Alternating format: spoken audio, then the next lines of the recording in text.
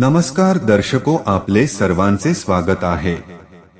जो मनुष्य भगवत गीता ऐकतो व समजतो आणि आपल्या जीवनामध्ये त्याच आचरण करतो, तो मनुष्य कधीही दुखी आणि निराश होऊ शकत नाही। कर्माची फळ हे भोगवी लागतात की नाही आणि कधी भोगवी लागतात, हे सर्व भगवत गीतेमध्ये सखोल सांगितलं आहे। प्रिय दर्शको, हे व्हिडिओ ध्यान लावून आणि शेवटी पर्यंत जरूर ऐका आणि मनापासून कमेंट मध्ये जय श्री कृष्ण जरूर लिहा। जीवन अनमोल हिरा, ज्यास कर्माने पैलू पडतो तो सत्कर्माने उजळतो आणि दुष्कर्माने सडतो। हे जीवन अनमोल, परंतु त्याहूनही कर्म अनमोल आहे। म्हणून कर्म करताना अत्यंत दक्ष असायला हवे। कर्म म्हणजे फक्त दैनंदिन जीवनातील व्यावहारिक कामच नव्हे, तर आपल्याकडून होणारी प्रत्येक शारीरिक व मानसिक कृती म्हणजे कर्म होय। आपले चालणे, बोलणे, पाहणे, ऐकणे, विचार करणे वगैरे प्रत्येक हालचाल ही कर्मातच येते। कर्माविना मनुष्य थांबूच शकत नाही। इच्छा असो की नसो, आपल्याकडून कर्म घडतच राहतात आणि ती कर्मे त्यांचा परिणाम आपल्याला भोगायला भाग पाडतातच। म्हणून कर्म घडले की कर्मफळ समोर पडलेच म्हणून समजा। एखादे वेळी कर्मातून सुटका होईल, परंतु कर्मफळातून सुटका होणे अशक्य। सुखाने जगण्यासाठी आपण धडपडून कर्मे करतो, नाना खटपटी करतो व ती जशी झाली तशीच कर्मगती आपणास लाभते। पण कर्म व कर्मफळाची गंमत अशी आहे की आपण सुखासाठी कर्म करतो व कर्मफळ मात्र दुःखमय मिळते। असे का होते? मर्म असे आहे की आपले कर्म आपल्यापेक्षा इतरांनाही सुखकारक झाले तर कर्मफळ शतपट चांगले मिळते। पण आपण फक्त आपल्याच पुरता विचार करून कर्म केले तर शुद्ध सुख मिळूच शकत नाही। उलट आपली कर्मे इतरांना त्रासदायक, दुःखदायक ठरली तर त्याच्या शतपटीने दुःख आपल्या वाट्याला नक्कीच येते। वाईट कर्माचा प्रारंभ तुम्हाला दुःखाच्या दरीत लोटतो। म्हणून यत्किंचितही इतरांना त्रास होणारे कसले चुकीचे कर्म आपल्याकडून घडू नये। कर्मसिद्धांत इशारा देतो की आपण दुसऱ्याबद्दल केवळ वाईट विचार जरी केला तर त्याचे शतपट वाईट परिणाम आपल्याला भोगावेच लागतात आणि इतरांबद्दल केलेली कणभर वाईट कृती आपल्याला शतपट वाईट फळे भोगायला भाग पाडते। हे जसे दुष्कर्म फळाबद्दल आहे, तद्वतच इतरांबद्दलचा एक चांगला विचार आपल्याला शतपट चांगले बनवितो। एक छोटे इतरांसाठी केलेले सत्कर्म आपल्याला शतपट चांगलेच फळ देते। द्रौपदीचे दुर्योधनास कुत्सितपणे क्षणिक हसणे किती भयंकर परिणामांचे कर्म झाले। आणि त्याच द्रौपदीने लहानपणी नदीवर अंध ऋषींना स्नान करताना त्यांचे वस्त्र हरवले म्हणून स्वतःजवळचे एक वस्त्र दिले। द्रौपदीच्या संकट समयी त्या सत्कर्मामुळे अनंत वस्त्रे तिला मिळाली। म्हणून दक्षतेने सत्कर्म पाळावे, दक्षतेने दुष्कर्म टाळावे। यासाठी विचारपूर्वक कर्म करायला हवे। आपण आज अविचाराने वागलो तर लगेच नाही कर्मफळ दिसले तरी उशिरा का होईना त्याची कर्मफळे पुढे वाट्याला येणारच। उन्हाळ्यात रखरखीत जमिनीत पडलेली गवताची बीजे तेव्हा दिसत नाही, परंतु काही काळानंतर पाऊस पडला की सारे गवत उगवून येते व शतपटीने बीज प्रसार करते। कर्म गती ही गहन आहे, ती कुणीही चुकवू शकत नाही। धनवंतातील धनवान, सर्व सत्ताधीश व प्रचंड बलवान ही कर्मगती टाळू शकत नाही। नाना उपद्व्याप केले, अनंत खटपटी केल्या तरी कर्मफळ बदलू शकत नाही। जगाचा इतिहास हा कर्मफळाचा इतिहास आहे। प्रत्येक लहान थोर व्यक्ती त्याच्या कर्माचा परिपाक असते। सुखदुःख हे त्या कर्माचे प्रतिध्वनी आहे। म्हणून स्वतःच्या भल्यासाठी तरी कर्म विचारपूर्वक करा। गोष्ट कठोर आहे, पण कर्मगतीतून ईश्वराचीही सुटका होत नाही, भल्याभल्यांची होत नाही। मग आपल्यासारखे लहान क्षुद्र जीव कसे सुटतील? मग कर्म जाणून बुजून करा किंवा अजाणतेपणी करा, कर्मफळ भोगावेच लागते. चुकून नकळत अजाणतेपणी विस्तवावर पाय पडला तर विस्तव पोळतोच ना. अजाणतेपणाने विष शरीरात गेले तर मरणारच ना. म्हणतात ना, नकळत अमृत दुर्वावर सांडले तर दुर्वा अमर झाल्या. राहू केतूने चोरून पिलेले अमृत कंठापर्यंत असतानाच कंठछेद झाले तरी ते शिर अमर बनलेच ना. ध्रुवबाळ अजाणतेपणी तपाचरण करतो तर त्याला अढपद मिळालेच ना. भक्त प्रल्हाद, अरुणी, उपमन्यू वगैरे लहान मुलांनी अजाणतेपणे भक्ती कर्म केले तर त्यांना ईश्वर प्राप्ती झालीच ना. नवग्रह पालथे पडणाऱ्या रावणाचा काम धुंदीतील कर्मामुळे सर्वनाश झालाच ना. म्हणून असे घडत नाही की अजाणतेपणी सत्कर्म वा दुष्कर्म केले तर त्याचे कर्मफळ मिळत नाही. कळत नकळत कसेही कर्म घडो त्याचे कर्मफळ मिळणारच. शिवलीलामृत ग्रंथात एक कथा आहे की महाशिवरात्रीला शिकारीसाठी बेलाच्या झाडावर बसलेला पारधी नकळतच बेलाची पाने तोडून टाकीत असतो. ती खाली महादेवाच्या पिंडीवर पडतात. त्याच्या त्या अजाणतेपणात घडलेल्या सत्कर्मामुळे त्याला मुक्ती मिळते. तर अजाणतेपणाने चुकून राजा दशरथाकडून अंधाया रात्री तळ्याकाठी श्रावण बाळास बाण लागून पुत्रब्ध घडतो. त्याचा भयंकर परिणाम पुण्यश्लोक दशरथ राजास भोगावाच लागतो. अगदी ईश्वर अवतार पोटी जन्माला आला तरीही. म्हणून एक विनंती आहे, कर्म से डरिये ईश्वर से नहीं. ईश्वर तो माफ कर सकता है, कर्म कभी नहीं. लोक विनोदाने म्हणतात, पण आपल्या भोवताली पाहिले तर सत्यता पटेल की पूर्वी चित्रगुप्त मनुष्याची कर्मगती हाताने लिहून नोंदवित होता, म्हणून कर्मफळ पुढच्या जन्मी भोगावे लागत असे. परंतु आता चित्रगुप्त लॅपटॉप घेऊन कर्मगतीची नोंद करतो, म्हणून कर्मफळे या जन्मी भोगावी लागतात. संत कबीर म्हणतात, पहिले करणे करे बाद में क्यों पछताए. पेड़ बोया बबुल का आम कहान से खाये. खरण्य ना. पटलं तर भय म्हणा, समजून घ्या, हसण्यावर नेऊ नका. केलेल्या कर्माची फळे यास जन्मात मिळतात की पुढील. ज्यांनी कर्म केले आहे त्यालाच मिळतात की त्याचा प्रसाद इतरांनाही मिळतो. तुमच्या प्रश्नासाठी कर्मयोग थोडासा समजून घ्यायला लागेल. केलेल्या कर्माचे फळ अर्थातच मिळते, परंतु कर्ता आणि त्याची कर्म करण्यामागची प्रज्ञा या दोन गोष्टी कर्माच्या फळावर परिणाम करतात. कर्मफलाच्या आसक्तीने केलेले कर्म त्या कर्माचे फल कर्त्याला भोगायला लावते, तर अनासक्त कर्म कर्त्याला कर्मफलापासून मुक्त करते. अर्थात अनासक्त राहून कर्म करणे ही साधनेने साध्य होणारी गोष्ट आहे. व्यक्तीच्या कर्माचे स्वरूप, कर्मामागची प्रज्ञा आणि कर्माचा परीघ यावर फळ हे स्वतःला किंवा इतरांनाही भोगायला लागते किंवा नाही हे ठरते.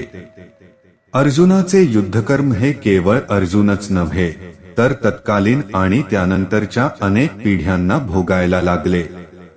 सत्तेवर असणाऱ्या व्यक्तीच्या कर्माचा परीघ मोठा असतो, त्यामुळे त्याची ब्रीवाईट फळे भोगणाऱ्यांचाही परीघ मोठा असतो. वैयक्तिक, कौटुंबिक आणि सामूहिक फळे कर्त्याच्या आणि कर्माच्या सत्व, रज, तमो गुणांवरून फळाची रूपरेषा ठरवतात. कसं आहे ना, साधं गाजर गवताच बीज जरी जमिनीवर पडलं तरी त्याचं झाड व्हायला किमान 1 महिना तर लागतोच ना. तेही बिनकामाच 1 महिना घेतं. मग हे तर कर्म आहे, तेही पृथ्वीवरच्या सर्वात श्रेष्ठ मानव प्राण्याची आंब्याच बीज लावल तर फळ यायला किमान 5 वर्ष लागतात. गावरान आंब्याची म्हणतो मी, संकरित नाही, ना चव ना सुगंध. आता राहिला प्रश्न मानवाच्या कर्माचा, तर त्याच्या कर्माचा फारच व्यापक असर स्वतःवर आणि इतरांवर पडत असतो. अहो, एक शब्द जरी चुकीचा बोललो तर काय होईल ते सांगता येत नाही, मग हे तर कर्म आहे. आणि ते जर जीवनात पेरलं तर फळ लगेच कसे काय मिळेल. इन्स्टंट मोठ्या आशेने एखादा कुत्रा इथे काहीतरी मिळेल म्हणून आपल्या दाराशी येतो. आपलं लक्ष नसते, आपण सहज दार आड करतो, पण त्या उपाशी कुत्र्यावर काय बितली असेल. आता दार आड करणे हे अगदी साधं आणि छोटस कर्म आहे, परंतु परिणाम आणि त्याच जागी एखादा मदत मागायला माणूस असेल तर त्याच्यावर काय बितेल. दार आड करणे हे एकच कर्म, परंतु त्याचे परिणाम प्रसंगानुरूप वेगळी वेगळी. हे झाल एक छोट कर्म. मोठ कर्म असेल तर चांगलं किंवा वाईट परिणामही तेवढेच मोठे आणि त्याला लागणारा वेळही तेवढाच मोठा. कर्मावर आधारित गीता श्लोक ऊर्ध्वमूलमधः शाखम, म्हणजेच वडाच्या झाडाच्या फांद्या वरवर जातात, त्याच उलट झाडाची मूळ अगदी खोल खोल जातात. ती मूळ शोधणं कठीण, त्याचप्रमाणे अगदी खोल खोल गेलेली मागच्या जन्मातील कर्म शोधणे कठीण. परंतु फांद्याप्रमाणे कर्माची फळं वरवर येत राहतात, म्हणजे आपल्या चालू जीवनातही येऊ शकतात. मग एखाद बाळ अमेरिकेच्या आलिशान बंगल्यात कसं काय जन्माला येत, नि एखाद बाळ आफ्रिकेच्या घनदाट जंगलात एखाद्या झोपडीत कसं काय जन्माला येत.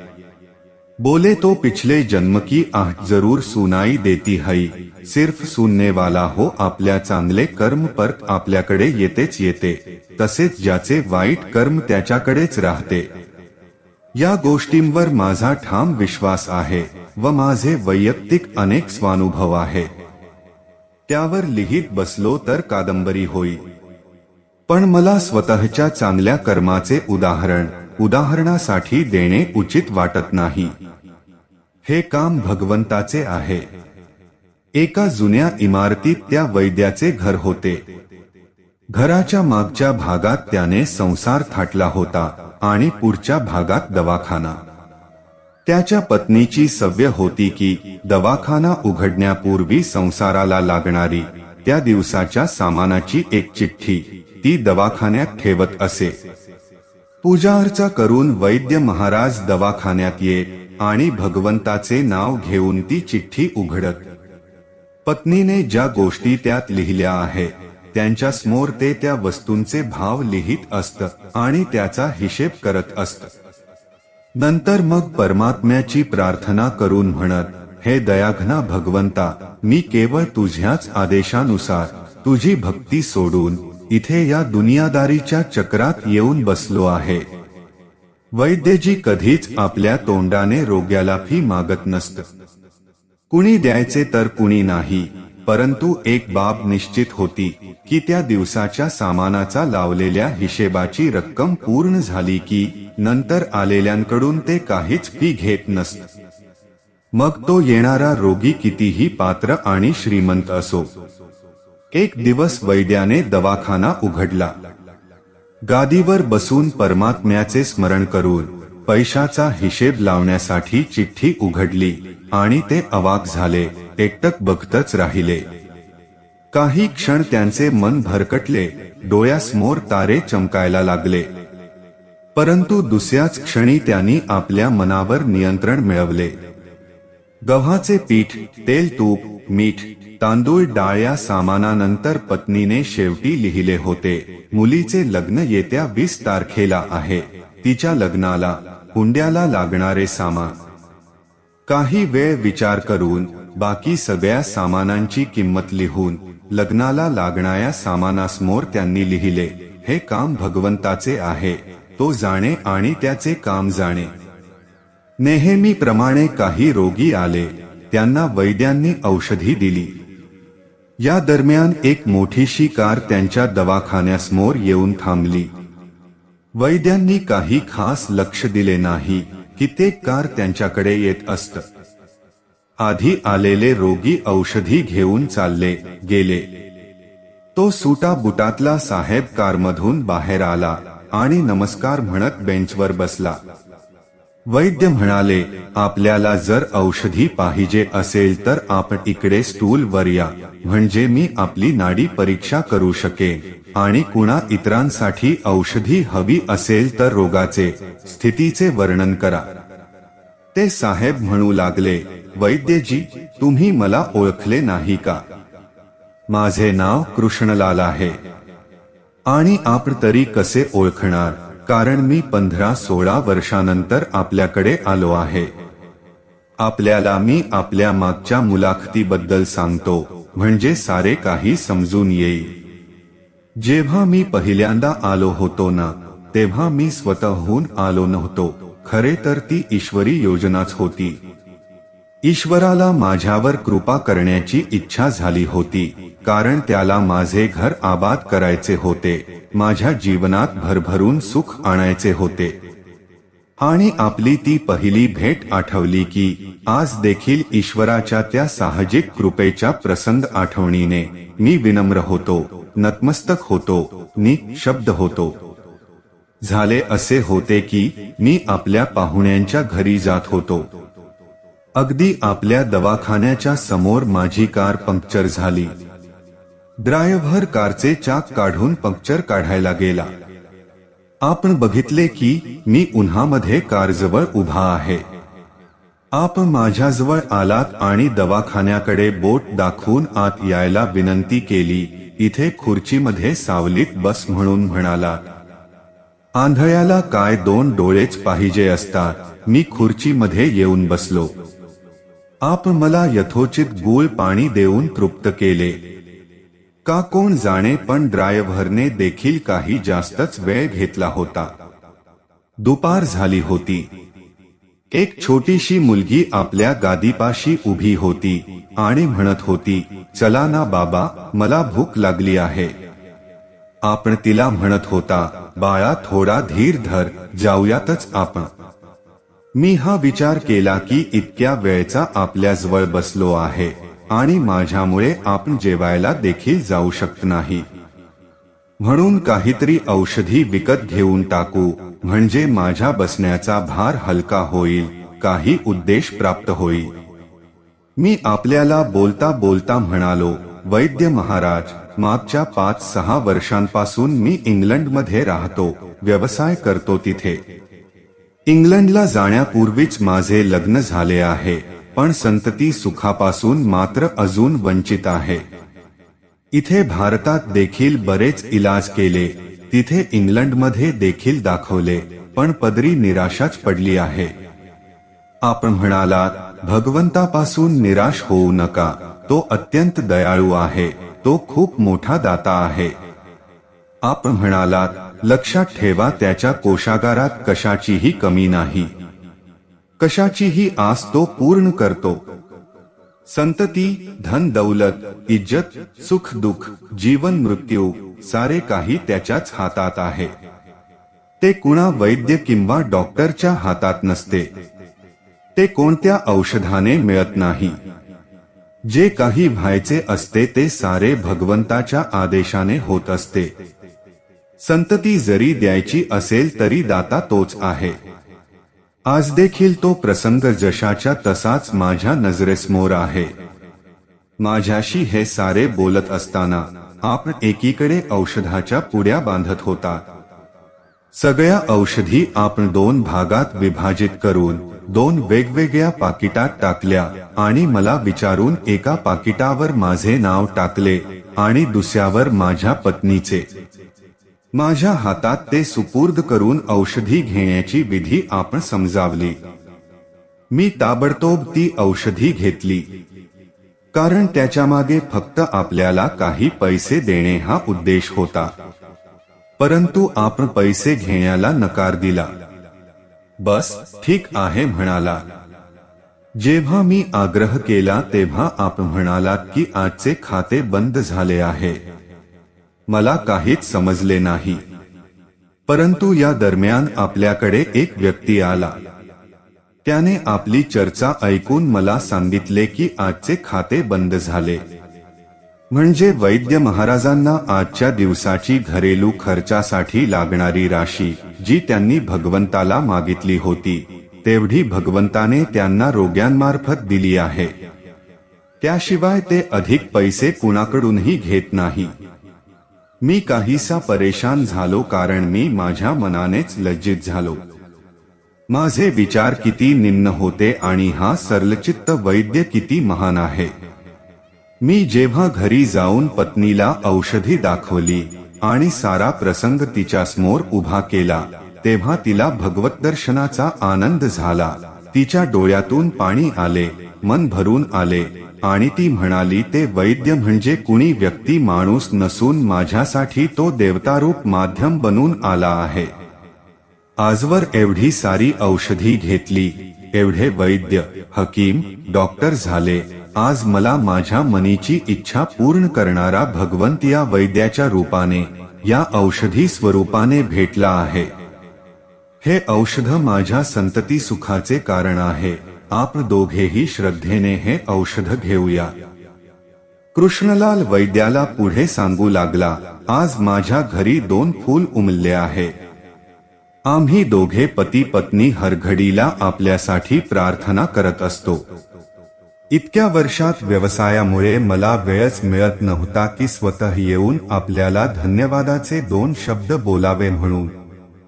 इतक्या वर्षांनी आज भारतात आलो आहे आणि कार केवळ आणि मुद्दाम इथेच थांबवली आहे. वैद्यजी आमचा सारा परिवार इंग्लंडमध्ये सेटल झाला आहे. केवळ माझी एक विधवा बहीण आणि तिची मुलगी इथे भारतात असते. आमच्या त्या भाचीचे लग्न या महिन्याच्या 21 तारखेला होणार आहे. का कोण जाणे, जेव्हा जेव्हा मी आपल्या भाचीसाठी काही सामान खरेदी केले, तेव्हा माझ्या डोळ्यासमोर आपली ती छोटीशी मुलगी यायची आणि मग प्रत्येक सामान मी डबल खरेदी करायचो. मी आपल्या विचारांना, तत्वाला, मूल्यांना जाणत होतो की संभवतः आपण हे सामान घेवोत, परंतु असे वाटत होते की माझ्या सख्या भाचीच्या बरोबर मला नेहमी जो चेहरा दिसत आहे, ती पण माझी भाचीच तर आहे. माझे तिच्याशी एक नाते त्या भगवंताने असे जोडले आहे आणि म्हणून आपण त्या नात्याला नकार देणार नाही, कारण माझ्या भाचीबरोबर या भाचीचा भात भरण्याची माझी जिम्मेदारी त्याने मला दिली आहे. वैद्याचे डोळे आश्चर्याने उघडेच्या उघडेच राहिले आणि सौम्य आवाजात म्हणाले, कृष्णलालजी, आपण जे काही म्हणत आहात ते मला काहीच समजेनासे झाले आहे. ईश्वराची काय माया आहे हे त्याचे तोच जाणे. आपण माझ्या श्रीमतीच्या हाताने लिहिलेली ही चिठ्ठी बघा, असे म्हणून वैद्यांनी ती चिठ्ठी कृष्णलालजींना दिली. तिथे उपस्थित सारे ती चिठ्ठी बघून हैराण झाले, कारण लग्नाचे सामान याच्यासमोर लिहिले होते. हे काम परमेश्वराचे आहे, त्याचे तोच जाणे. कंपित आवाजात वैद्य म्हणतात, कृष्णलालजी, विश्वास करा की आजपावे तो कधीही असं झाले नाही की पत्नीने चिठ्ठीवर आवश्यकता लिहिली आहे आणि भगवंताने त्याची व्यवस्था केली नाही.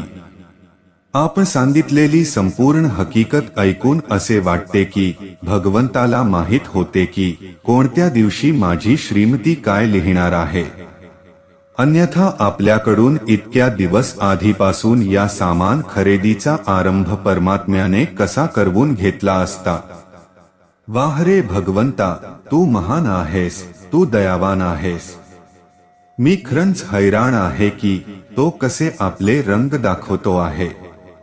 चातकाची तहान किती तृप्ती करूनी निववीक्षिती. वैद्यजी पुढे म्हणतात, जेव्हापासून मला समजू लागले, केवळ एकच पाठ मी वाचला आहे. सकाळी उठून तुझी भक्ती करण्यासाठी मी अजून जिवंत आहे म्हणून त्या परमात्म्याचे आभार मानायचे. संध्याकाळी आजचा दिवस चांगला गेला म्हणून त्याचे आभार मानायचे.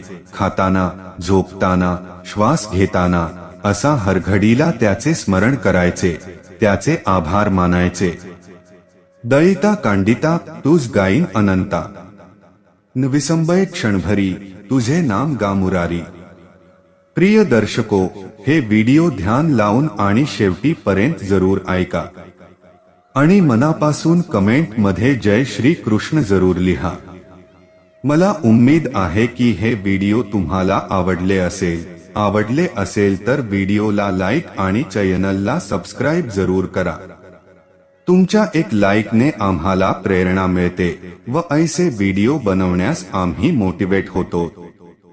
धन्यवाद.